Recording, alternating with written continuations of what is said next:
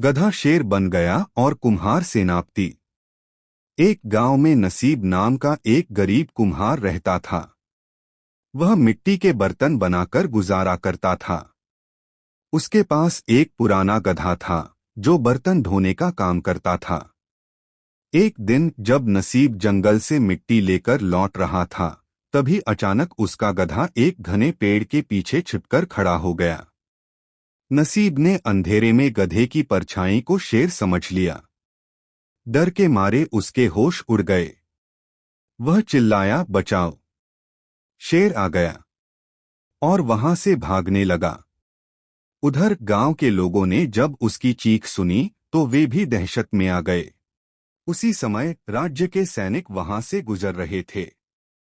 उन्होंने नसीब को डरा हुआ देखा और पूछा, क्या हुआ? नसीब ने हांफते हुए कहा, मैंने एक विशाल शेर देखा है। अगर आप चाहें तो मैं उसका पीछा करके दिखा सकता हूं। सैनिक हैरान रह गए।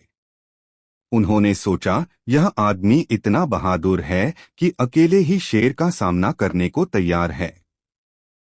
उन्होंने नसीब को राजा के सामने पेश किया। राजा ने उसकी हिम्मत से प्रभावित होकर उसे सेना का सेनापति बना दिया। सच्चाई सामने आई। कुछ दिनों बाद दुश्मन सेना ने हमला कर दिया।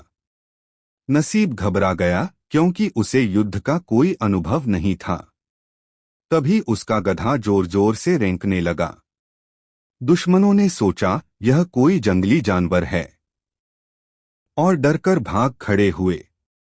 राजा ने नसीब की चतुराई देखकर उसे ढेर सारा इनाम दिया।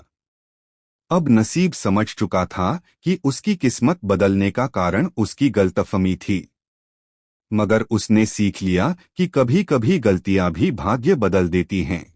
एक भाग्य कभी भी पलट सकता है, बस हिम्मत नहीं हारनी चाहिए। 2 डर के आगे जीत है। कई बार डरपोक लोगों को भी मौका मिल जाता है। 3 झूठी प्रतिष्ठा टिकाऊ नहीं होती, इसलिए ईमानदारी सबसे बढ़िया नीति है। मजेदार तथ्य, कहानी में गधे ने बिना कुछ किए ही नसीब का भाग्य बदल दिया। कभी कभी जीवन में ऐसे ही मजेदार मोड़ आ जाते हैं। कैसी लगी यह कहानी?